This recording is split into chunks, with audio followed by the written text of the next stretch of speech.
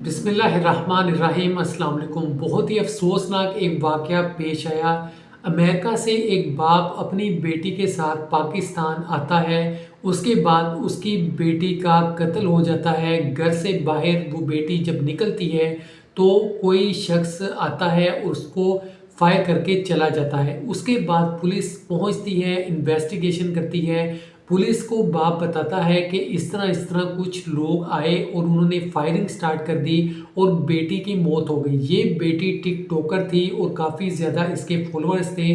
लेकिन अब उसके बाद पुलिस ने इन्वेस्टिगेशन स्टार्ट कर दी कि आखिर क्या वजह है। आपको पता है कि पुलिस हर तरह से इन्वेस्टिगेशन करती है। जब भी कोई ऐसा वाक़या पेश आता है तो घर वालों से भी पूछा जाता है कि क्या क्या हुआ था। उन्होंने सबको शामिल तफ्तीश किया, बाप को भी तफ्तीश के लिए शामिल किया और उससे मुकम्मल तफ्तीश हुई। आहिस्ता आहिस्ता पुलिस को पता चलता है, बड़ी ही हैरानकुन चीज़ें सामने आती हैं कि ऐसा भी हो सकता है।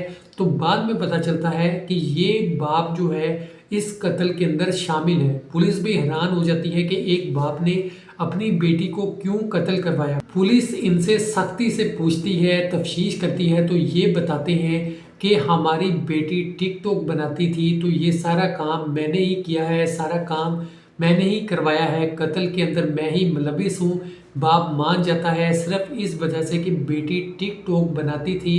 कहता था कि हम इसको समझाते थे लेकिन ये फिर भी टिकटॉक से बाज नहीं आती थी, तो मजबूरन उसको ये करना पड़ा। अब बाप देखें, अमेरिका से आया, अपनी बेटी को यहाँ पे उसने मरवा दिया। सारी प्लानिंग के तहत पहले वो अमेरिका में ही थे, वहाँ से अपनी बेटी के साथ यहाँ पे आता है और एक प्लानिंग के तहत उसने ये सोचा कि किसी को नहीं पता चलेगा, हम ये काम करके वापस अमेरिका चले जाएंगे। पाकिस्तान के अंदर अगर ये हम काम करेंगे तो ज़्यादा इन्वेस्टिगेशन भी नहीं होगी। लेकिन अब पुलिस के पास बहुत ही जदीद चीज़ें हैं जिसकी वजह से सारी चीज़ें पुलिस ट्रेस कर लेती है कि बंदा कौन है, कहाँ पे था, जब ये वाक़या पेश आया तो कौन कौन से मोबाइल फ़ोन्स उसके इर्द गिर्द थे।